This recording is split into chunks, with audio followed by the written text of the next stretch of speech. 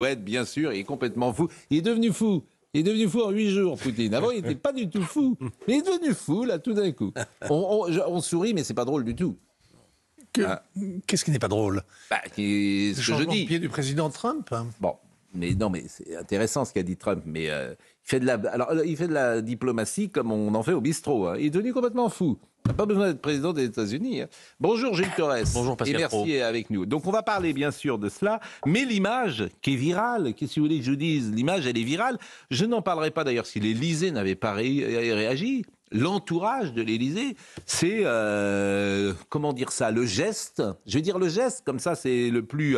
voilà, alors vous l'avez vu, le président est arrivé au Vietnam et hop, là, il y a un geste, donc manifestement c'est la main de Brigitte Macron. Première dame. Et alors ce geste est évidemment commenté, surcommenté, bon, parce que tu es président de la République. Bon. C'est une image qu'on n'a pas l'habitude de voir. Oui, parce que évidemment, on n'est pas dans le couple présidentiel et on n'a jamais été... alors on va dire toujours la même chose. Vous imaginez Yvonne de Gaulle faire ça au général de Gaulle? Bon, non. On imagine Bernadette Chirac le faire à Jacques, en revanche. Vous avez l'imagination fertile, mais bon. Alors en tout cas, cette image, Élodie Huchard, l'Élysée a réagi. Alors l'Élysée a réagi, a parlé de chamaillerie, c'est une manière de décompresser. Généralement, ils se font. Alors je vais vous lire exactement. C'était un moment où le président et son épouse décompressaient une ultime fois avant le début du voyage en chahutant. Moi j'aime beaucoup le mot chahuter. Arrêtez de chahuter les enfants. Oh, c'est un moment de complicité. Il n'en suffisait pas plus pour donner du grain à moudre aux complotistes. Bon, Élodie Huchard, alors on en est rendu, alors c'est la grande politique. Les spécialistes politiques vont se réunir pour décrypter ce chahutage. C'est sympathique. Effectivement, l'Élysée a quand même, du coup, devant les demandes des journalistes, dû prévoir une réaction officielle à cet acte. Alors la bonne nouvelle, c'est qu'Emmanuel Macron n'est pas frappé par sa femme, visiblement. C'est un moment où il chahute, mais on voit sur les réseaux sociaux, évidemment. Je suis sûr, il chahute.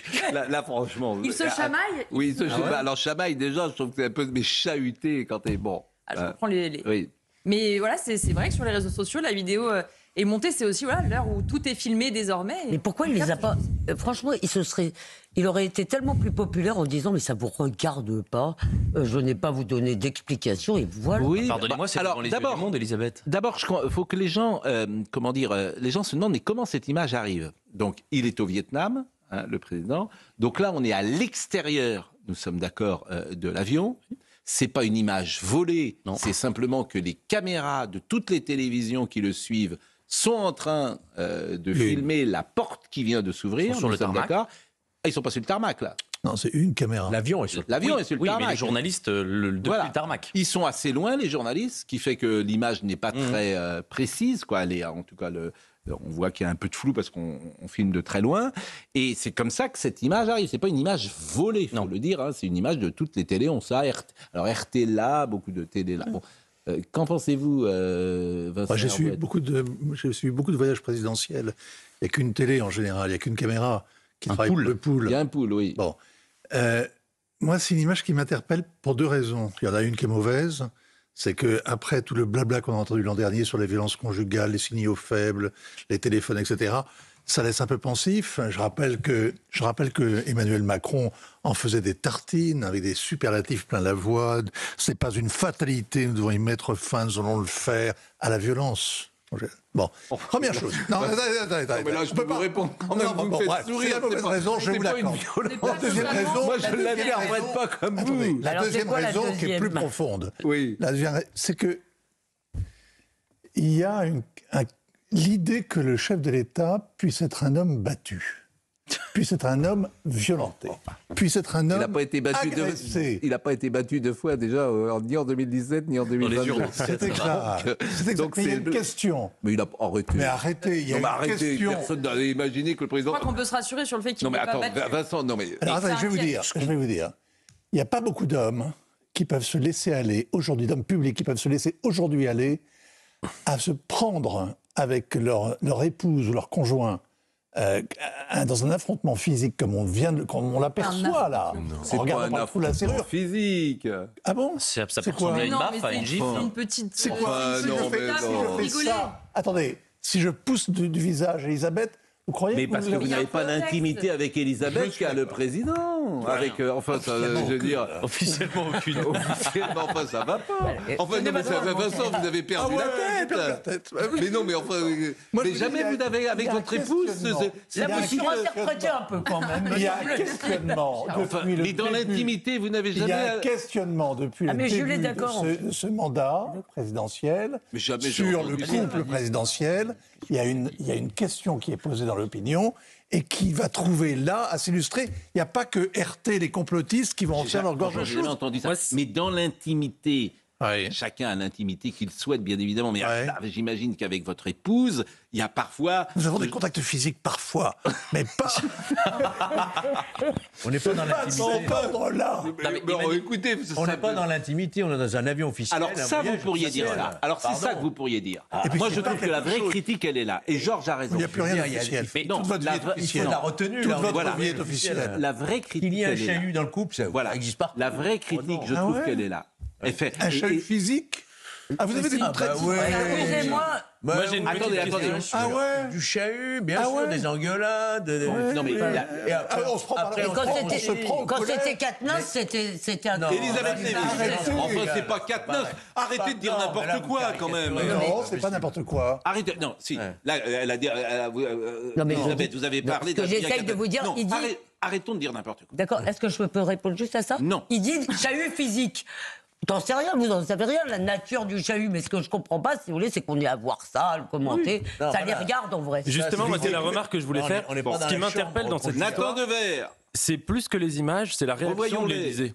Oui, moi, je On comprends est dans pas une pourquoi période l'Élysée a réagi. où les puissances sont filmées beaucoup d'accord. plus qu'avant. Vous disiez le général de Gaulle. Bon, le général de Gaulle, ça lui serait pas arrivé, même pour des raisons technologiques. On filmait pas les puissants en permanence tout le temps. Oui, revoyons-le. Et bon, l'Élysée a décidé depuis un certain temps. C'est la deuxième fois qu'il réagit Exactement. sur des choses où il devrait De pas réagir. Il l'avait fait sur une photo où certains sur Internet disaient qu'il y avait une sorte de mouchoir et disaient que c'était un peu chaud.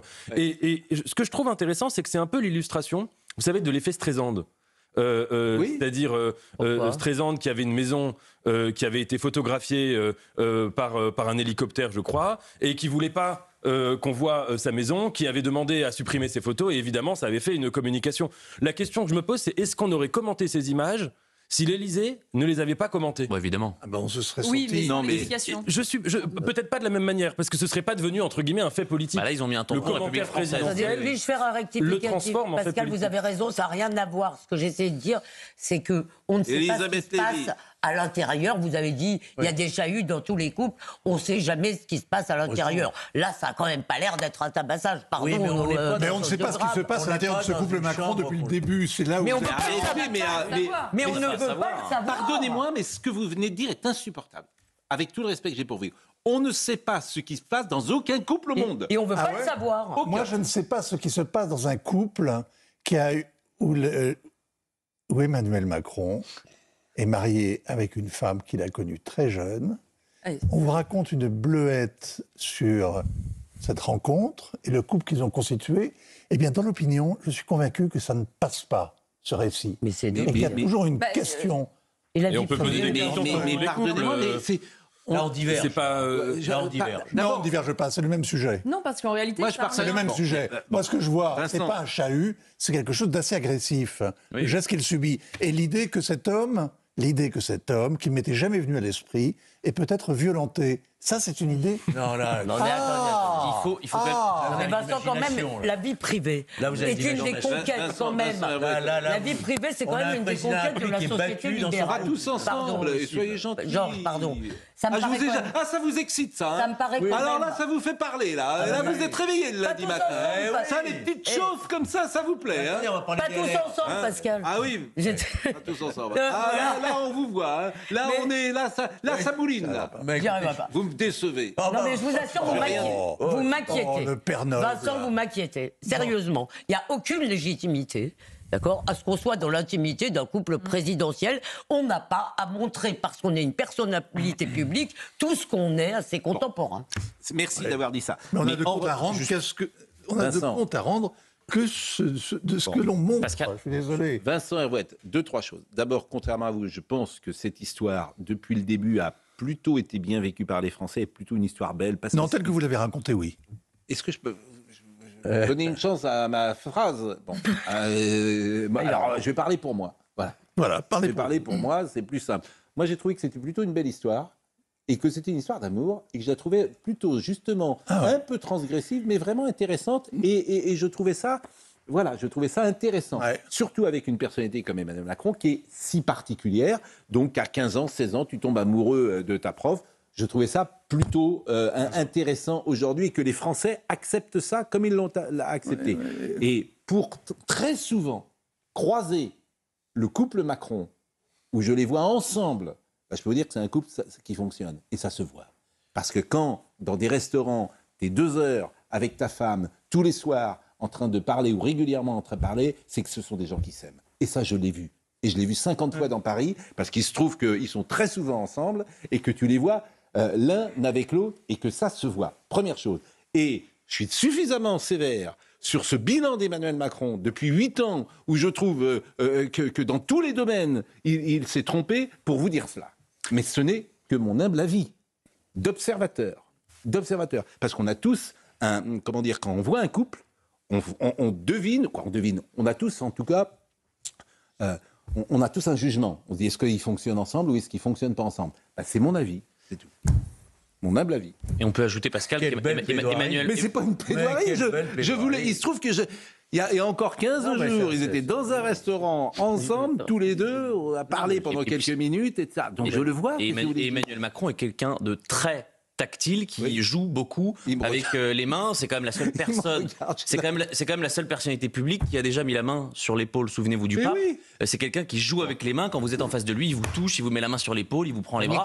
Après, moi, ce qui m'étonne, c'est simplement sa réaction. Est-ce que parce qu'on voit bien que c'est pas une réaction, il a pris une tape, il est content de la recevoir. Est-ce qu'il est mécontent du geste ou est-ce qu'il est un petit peu stupéfait de voir les caméras dehors et de savoir que, on va ensuite commenter. Est-ce qu'on a la descente d'ailleurs? Est-ce qu'on a la suite, la descente dans l'escalier ça serait s'il peut. Non, là, Vincent, franchement, vous y allez là. Je me permets de modérer modérer. Mais si, modérons. Mais c'est beau les couples, hein, parfois. Et puis l'amour, franchement, l'amour n'a pas de loi. C'est Carmen. Arrêtez. Justement, on se plaint toujours dans cette société. Tout le monde est moral, tout le monde donne son avis. Eh bien, si tu ne m'aimes pas, mais ça n'a pas à se retrouver au Mondovision, Pascal. Non, mais ça, pour le coup, la vraie remarque, la chose la plus intéressante, c'est Georges Fenech qui l'a dite. Oui. C'est-à-dire que quand tu es président de la République, tu dois, anticiper ça. La porte est ouverte. Et à ce moment-là, tu dois être... Voilà, c'est ça la bonne remarque. Et là, la critique d'Emmanuel Macron, tu peux la faire là-dessus. La chambre du couple, là. Voilà. Non. Mais ce qui gêne Vincent, c'est qu'il y a peut-être un récit mensonger. Il est 9h16. C'est ça, non? Oui, il l'a dit, Vincent. Mais bon. Moi, je pense qu'il y a un récit mensonger. Et alors? Oui, mais il faut l'apporter, les preuves.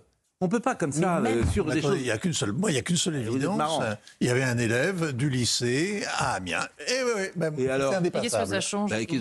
Très curieusement, et ce qui est extraordinaire, là où l'histoire est extraordinaire et mérite d'être racontée, c'est que la femme qui avait combien d'années de plus que lui l'a épousé et qu'ils ont constitué un couple. Et c'est une histoire qui est fascinante, énigmatique et qui ne... Moi, ce que je trouve très intéressant... Votre admiration. Mais toutes les histoires d'amour sont fascinantes et énigmatiques. Oui, mais celle-ci, au départ, est un petit peu inégale. Mais toutes, en fait. Il y a toujours un charme, quelque chose d'irrationnel. J'aurais voulu que votre fille, une de vos filles de 15 ans, tombe sur un homme de 11 ans. Personnalisons pas le débat comme ça. Mais ce que vous dites, je trouve, est assez symptomatique de l'évolution de la France. Sous François Mitterrand, pendant quasiment 14 ans, à peu près tous les, et même avant, à peu près tous les journalistes de Paris savaient qu'il y avait un récit mensonger sur la vie présidentielle, sur la vie privée du président. Et personne n'en parlait. Et aujourd'hui, c'est ce qui est drôle, c'est que c'est précisément l'inverse. Il n'y a aucun élément qui donne l'impression qu'il y a un récit mensonger. Et pourtant, on en parle. Et je crois qu'il y a une sorte d'inversion dans la question de la transparence et la manière dont elle s'applique aux hommes politiques. On peut dire que les politiques ne sont pas toujours à la hauteur de la représentation. On peut aussi dire qu'on a une opinion publique de plus en plus voyeuriste pour des raisons technologiques avant tout. Je veux dire, parce qu'on se filme en permanence et qu'on met nos puissants dans des cages de verre. Il y a une sorte d'injonction à la transparence qui est assez insupportable. Et je pense qu'on peut aussi se dire, tout cela, je ne devrais pas le regarder. Saint-Louis espionnait les rois, les grands à la cour. Bien sûr, c'est des histoires vieilles comme là. Saint-Louis, Saint-Simon, pardon. Oui. La nature humaine pousse à regarder par le trou de la serrure. Mais on regarde pas par le trou de la serrure, mon sang de bonsoir. C'est sur toutes les télés du monde. Oui, ça c'est vrai. Alors, en plus, je voulais vous montrer une image parce que manifestement, la descente de l'escalier, il y a une forme d'agacement et on pourra aussi... Vous vous rendez compte où on en est ? Franchement, ça fait 20 minutes qu'on parle sur une image. Vous trouvez que c'est sérieux ? Le monde est à feu et à sang et vous êtes là en train de commenter. C'est vous le chef de l'émission, cher Pascal. Vraiment. C'est vous qui nous amenez ça sur le Non, plateau. mais écoutez, vous êtes sérieux ? Le monde est à feu à sang, vous avez commencé avec Nadal. Je veux dire, mais parce que Nadal, c'est un exemple. C'est un héros, Nadal. On puise dans les racines. C'est un héros de notre temps. Ça sera jamais égalé. Voilà, oui, ça, je suis d'accord avec 14 vous. fois Roland Garros, jamais. Bon, encore 14. Le chiffre 14. Et oui, moi, j'y vois un 14. signe. Oui, c'est vrai. Léon 14. Ouais. La chaîne 14 pour Canal+. Raphaël Nadal 14. 14 victoires. Exactement. C'est vrai. Joli chiffre 14. Ouais, 14 à partir du 6 juin. 14 à partir du 6 juin. Dites-le, de toute façon, ça ne changera rien. Sinon, ce sera Un France Info, débarquement. Bon, Kassovitz. Alors, monsieur Kassovitz, je me On demande... voit pas la passerelle ? On est en train de chercher l'image de la passerelle et Benjamin l'a trouvé tout de suite, l'image de la passerelle. Benjamin, c'est ma Benjamino ce matin. Voilà, Benjamino qui est... Parce que Marine a pris son ami.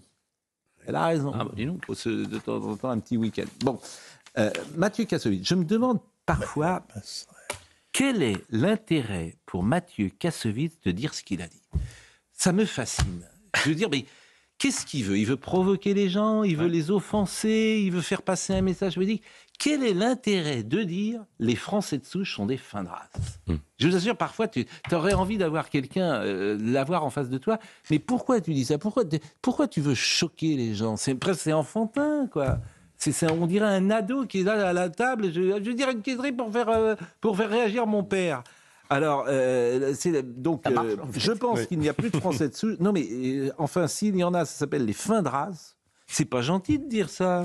Enfin, je sais pas, ils vont se mélanger avec les autres et tant mieux. Alors, pourquoi pas que tout le monde se mélange ? Pourquoi pas ? Mais il n'y a aucune raison d'être énervé. Mais c'est lui qui est énervé, il est énervé tout seul. Ça fait 8 jours qu'il dit des choses. Non, et déblatère. Ça l'a piqué. Donc l'autre jour, c'était quoi ? Qu'est-ce qu'il avait dit Qui avait parlé de ce sujet. Oui. Les Français de souche n'existent plus. Les Français de souche n'existent pas. Donc voilà. Alors écoutons ce qu'a dit monsieur Mathieu Kassovitz. Il y a un truc, moi ça fait 30 ans que j'ouvre ma gueule, mais depuis quelques années, dès qu'on ouvre sa gueule, ça devient... Écoutez, voilà, je vous explique, moi, je suis français de souche du côté de ma mère. Okay, ma mère, elle vient de Reims, une famille française qui doit venir depuis plusieurs générations. J'ai pas fait d'arbre généalogique, mais je vois, ma famille était très très populaire, très populaire, venait d'un milieu très populaire. Elle s'est mariée avec un Hongrois, et ça donne moi.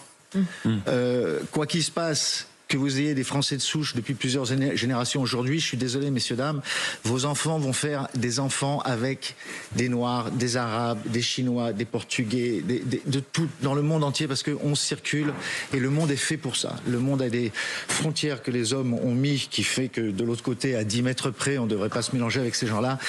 Mais le monde n'est pas fait comme ça. Donc je pense qu'il n'y a plus de Français de souche et si, il y a des Français de souche, ça s'appelle des fins de race et ils vont se mélanger avec les autres et tant mieux pour nous tous et bienvenue quoi les gars, il n'y a aucune raison d'être énervé. Que les gens se mélangent. Je veux dire, il a découvert le Pérou à Orléans. Oui, bien sûr, les gens se mélangent puisque ça c'est toujours plus ou moins fait et ça sera de plus en plus sans doute. Mais quel est l'intérêt ? C'est ça que je perçois. Qu'est-ce qui, psychologiquement, c'est toujours intéressant de comprendre les uns les autres. Qu'est-ce qui fait que dans ta psychologie, tu as envie de dire les Français sont des fins de race ? Est-ce qu'il est pour l'abolition des frontières ? C'est une idéologie. Oui, mais c'est pas. Il l'a dit, oui, mais ça, c'est pas. Non, c'est pas pour ça qu'il le dit. C'est de la subversion fantasmée. Peut-être que Samuel Fitoussi donne la réponse, c'est-à-dire que le bénéfice social de ce qu'il va dire dans son milieu, etc. Les Arocs vont l'encenser. Il faut lire le dernier numéro des Arocs, je vous assure, vous allez prendre quelques fous rires. Les Arocs vont l'encenser, tous ces gens...